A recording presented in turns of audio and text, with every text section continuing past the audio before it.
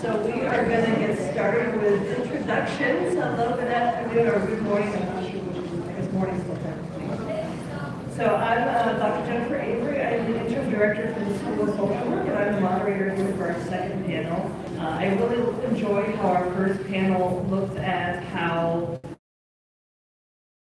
issues of culture and gender and age, and how, you know, regardless of those issues, you do need a certain set of skills, right, to become an effective leader. And so that's really what this second panel is focusing on, are the skills of becoming an effective leader. And with me today, I'm going to introduce first names, and I'm going to pass the mic along so they can introduce themselves, and I don't butcher all the names. I have Andrea, Laura, and Rita, and I'm going to pass the mic to Andrea first.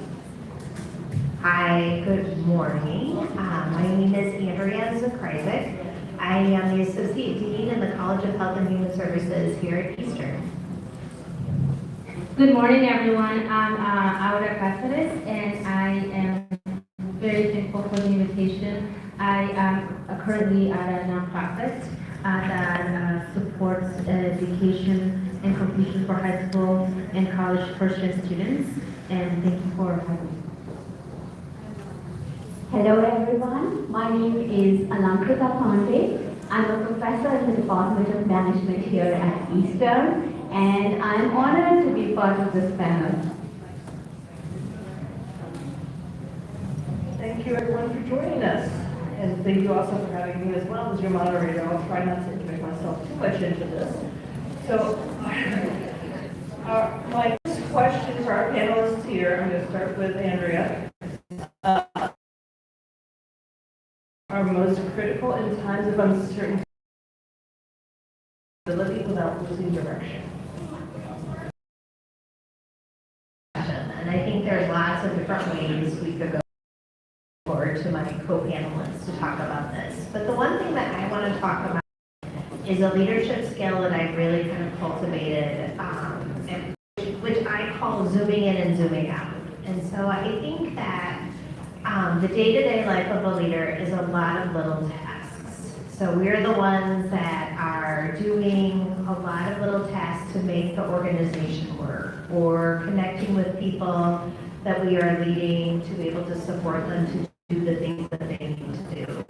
And those can take up a lot of time. And so one skill that I really looked at cultivating is, so I zoom in to take care of the day-to-day tasks, but then at the same time step back and kind of zoom out too. Because as a leader, we're oftentimes tasked with looking at what is the next direction? Where does the boat need to go?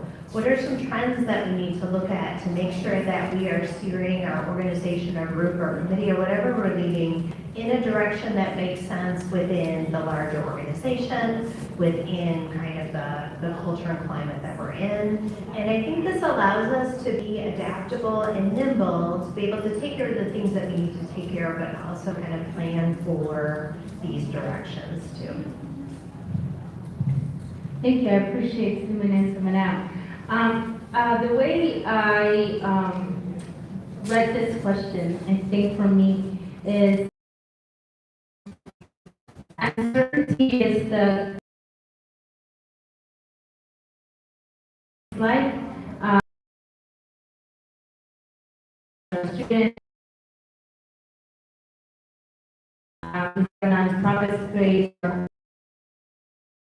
similar layers, and I think in uncertainty, what has worked for me is to lean into my networks, because that helps me remember where are my gaps.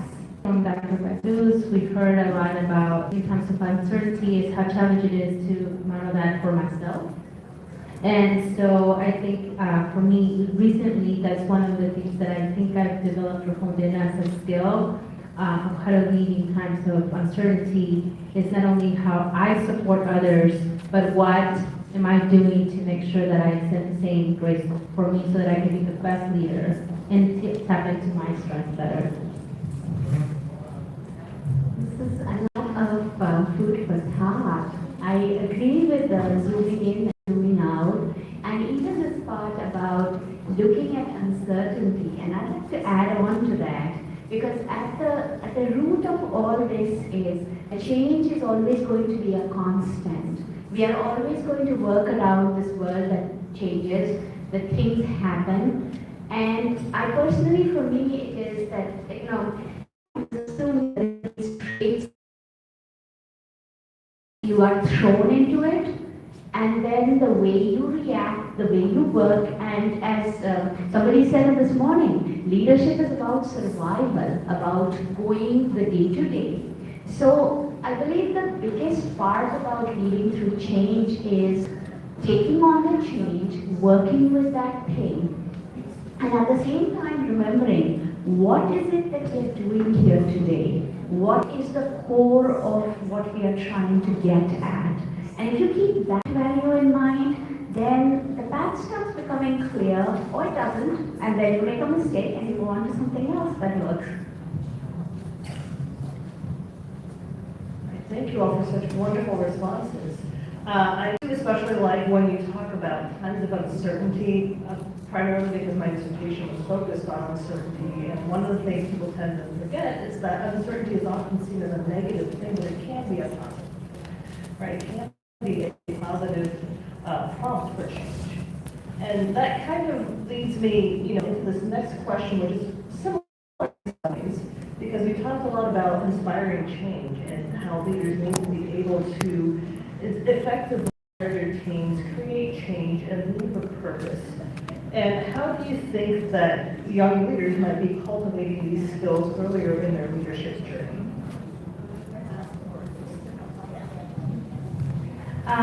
One of the things that I wish I knew at an earlier stage in life, so I don't say seasoned, right?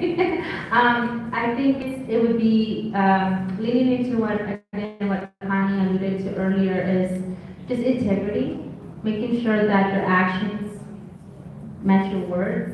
But I would add that the work that I did for a long time required for me to tap into people in distress. It's a former team of students. And what I learned was, in your area, cultural humility, and the tenets of cultural humility of, I had to do a lot of self-reflection, I had to do a lot of critical self-reflection of what didn't I know, so I could better serve. Even though shout out to my mom's here, and she was a living housekeeper and a janitor and iron clothes. So she had 3 jobs, and in those 3 jobs, she was a leader, right? And so for me to recognize that humility is essential for leadership is one of the things that I think I did always, but I didn't know what to call it. And I didn't know how that's so important the younger we are in our career, because we're reaching out to people for guidance and mentorship. But that's an act of humility, but it seems transactional. And in order for that not to be transactional, I think that's where I lean back on being authentic with my words, but then also balancing it with humility of, I can help you resolve a lot of things that I think you need. But what I think you need is not at all what's going to benefit you the most. And I think that's really important. The younger people learn that, the better. My goodness. So I think that one of the things that we have to remind ourselves is that everything is a learning opportunity. And one should never be afraid of taking the time to learn something new. And everyone has something new to teach us. No matter, it's easy to learn from people who are open to the concept of teaching. And it is even harder, but I think the best lessons we get are from the people who teach us about the things that we should not do. But coming back to leadership, I totally agree with you, Aura, that the very important thing is this thing about being humble, knowing what I can do in my world, and knowing my limits, because this helps us see what we need to seek. Because sometimes solutions, and especially in difficult times, they are so much beyond us. They are out there. There are other skills we have to take on, and we have to take it on with other people.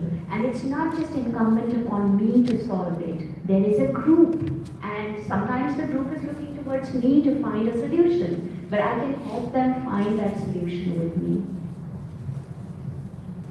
Thank you. I really like this kind of theme that you two have started, this theme of humility. And I want to build on that a little bit in talking about conversations that I've had with students who are looking to cultivate their leadership skills.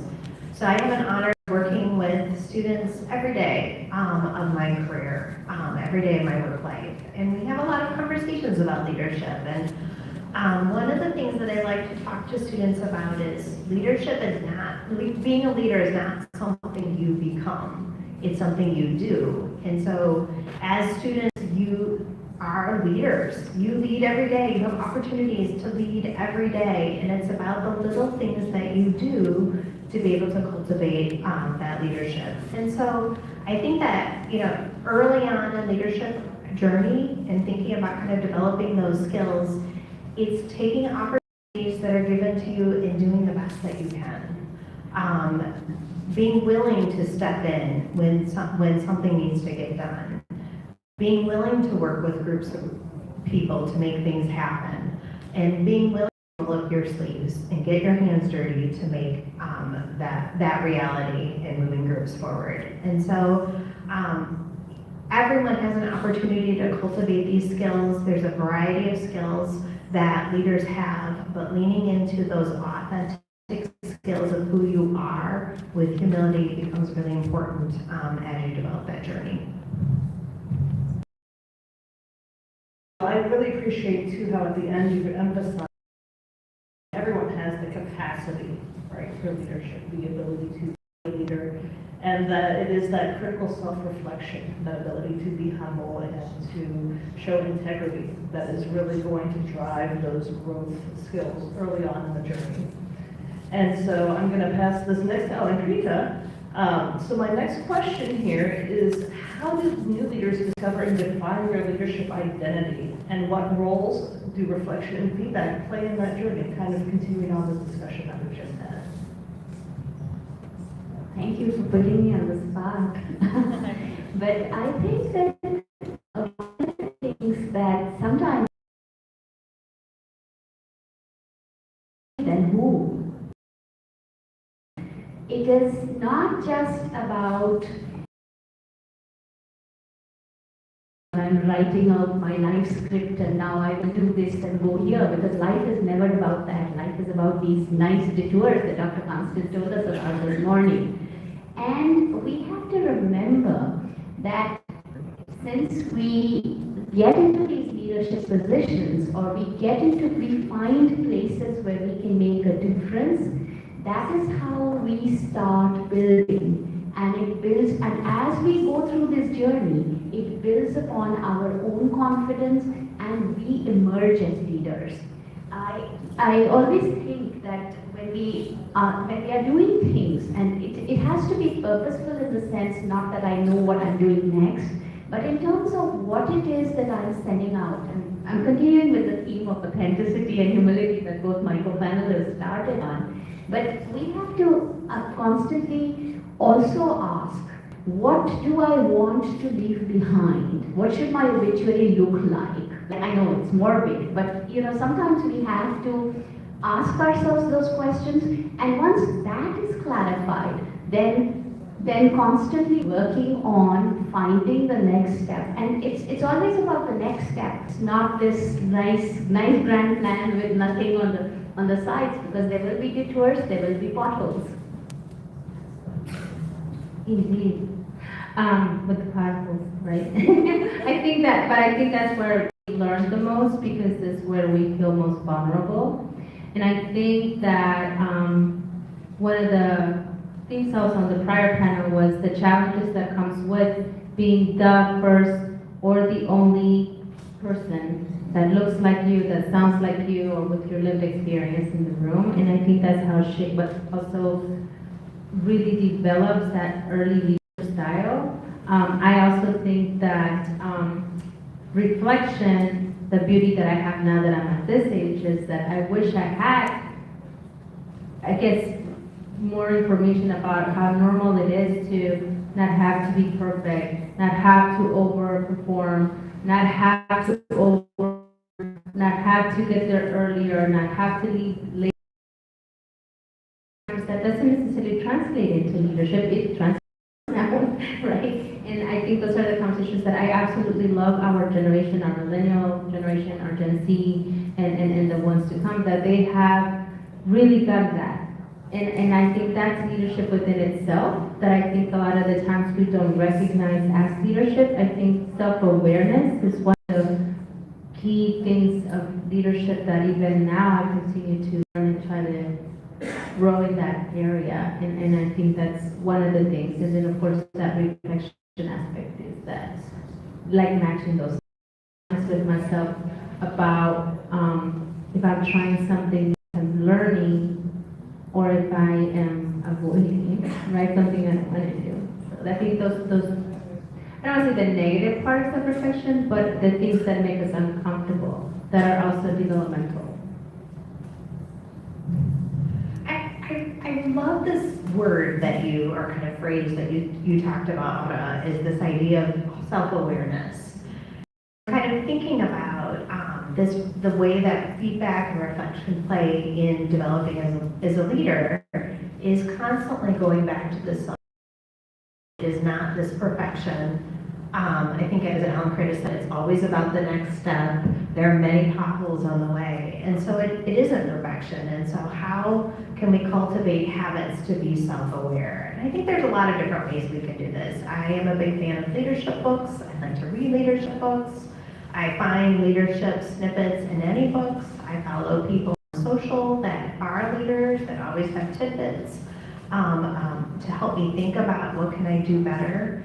I think another practice that I try to do as leader is always think about this one thing that I'm working on right now. So one year, my thing that I was working on was the word pause. So slowing down and pausing and thinking. I think the thing that I'm working on right now is to really be an active listener. And I'm not good at, I look at Jen because I'm in a lot of meetings with her. I'm not always good at this, but I'm really cultivating that skill so that I can become a better leader. And I think that that's part of leadership, is recognizing it can always be better. I can always be more skilled. I can always be more impactful in these groups to help make things happen. And so kind of cultivating that self-awareness practice becomes important. Thank you all. And I'm hearing a few other themes from what you're saying. We don't ourselves, right, in order to be an effective and good leader. And to also have this self-awareness, as you've called it, I think also means the confidence to realize there may be, right, that we may try things as leaders and the first time, but we learn from that mistake, we move on, we grow from it. And that kind of, I think, ties into my next question here, which is really looking at how important is it for emerging leaders to craft their personal brand to reflect their values. So their authentic leadership study and navigate visibility as women leaders, and what advice would you give to those just beginning this journey? And I know I just ended with Andrea, so I'm going to come back to Aura and then. I'm gonna share that it would be naive of me to not acknowledge that when you're the only person that looks and sounds like you, it's daunting, because then you feel like you represent everyone, right? And one of the things Latin Americans have, my guest here at CAPA, is that we're not a monolith. And if, for example, I'm Mexican, but I don't represent all Mexicans, nor Colombians, or Argentinas, and so on and so forth. And I think that there at times, I was reflecting on brand, because I think it's important to, and that added layer, when you are, for me, just having to be watching, and not in a bad way, also in a good way. I'm here because I made a wonderful connection with CAPA that I long to keep forever. But that means people were watching when I was probably doing something that they were impressed by. And that's important. And I think I am so lucky that I'm age because you don't know what I did when I was in middle school. You don't know what I did, etc. But that's a luxury that none of us have. And so a brand, I think, is important, and obviously social media, what you say, and that's where we go back to what Connie, how she got us started today. Our words and actions have to match, because my brand, who I am and what I stand for, might not be in alignment with a lot of people, but for me it's really important, not who disagrees with me, but who's with me in my core principles, and that's my brand. And I think that took years to be comfortable with. It's okay if people don't like what I support. It's okay if people don't like, but that doesn't mean I shun them. That doesn't mean that I feel shunned. It's okay to coexist as part of the place we are in our society that has been missed over and over and over again. When we talk about a brand, behavior has consequences, but your brand is gonna always corner and supporting you when you rub someone else the wrong way. And I think that's okay. So this idea of brand, I think I'm looking at Ellen Kritic, because she comes from the background of business, and so I come from the background of healthcare professionals and a very holistic profession. I'm an occupational therapist, and so when I think of brand, I'm like, oh, so it's like businessy. I have to like sell myself, and I'm like, and honestly, I bristle at that idea a little bit, and because I think my leadership is not so much of this thing that I'm doing to sell myself, but is more of like this authentic person I am, kind of like Aurora talked about. It is, I really strive to not have any regrets in how I lead, and really kind of going to who I am, leading with integrity, being honest, following up on the things that I'm saying that I'm going to follow up on, keeping, even though I may make decisions that are not very popular, but staying true to who I am and what I know in my heart is right. And I think it can be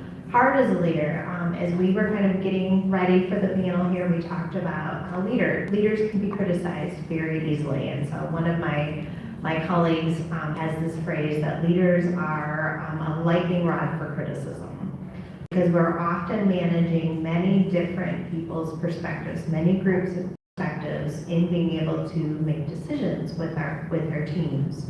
And it becomes really important to be able to rely on kind of what you feel is right as a leader in making those decisions.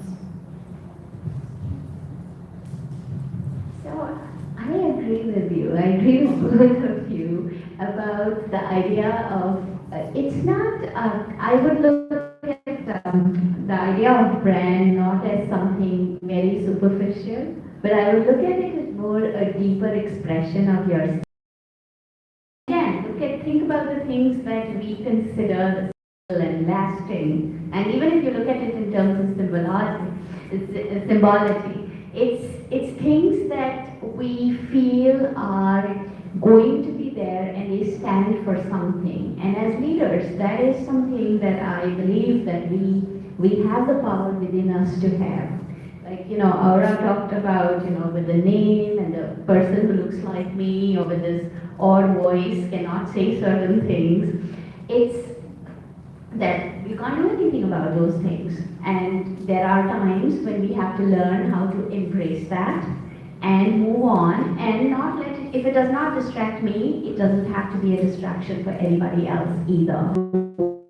We stand on the shoulders of people who are around us, women and men who have gone before us, and build a little, especially young people starting out, that when we network, it should not just be about going out, it's also about going down and finding who else to take you upwards. And I'll just be very contrary about it is, because you have to be nice to the people on the way up because you meet them on your way down. But other than that, it is also a way to constantly rediscover who you are yourself. So I think that's there. And that criticism, yes, it's there. And we just have to sometimes learn to look at it, shrug at it, and move on. That's what you'll be. I think you're making me rethink brands in the way that you reframe it. So really kind of thinking about who you are and what you stand for. So maybe I'll buy into brand. Well, I appreciate this thought that as leaders, you don't have to be all things to everyone all the time, right? You are never going to please 100% of the people 100% of the time, no matter how much you might want to. And this kind of leads me into this last question, which I know I'm the only thing standing between everyone and lunch now, so I will speak quickly here, but panelists, please take your time with this because I think it's an important question. So in today's dynamic world, leaders no longer defined solely by technical expertise.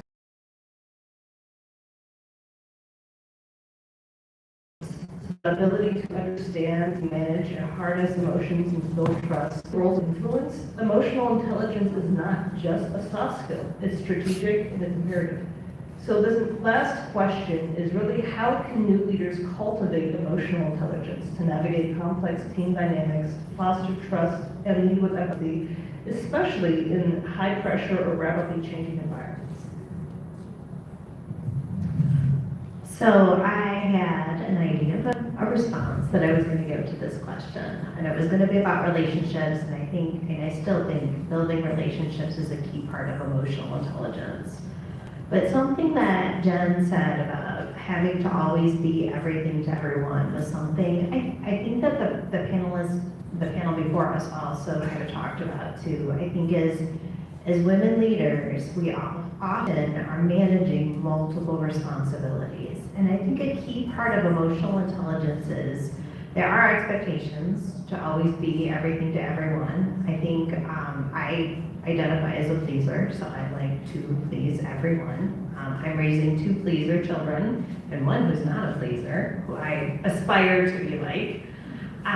But I think that part of emotional intelligence is also making sure that you are okay too.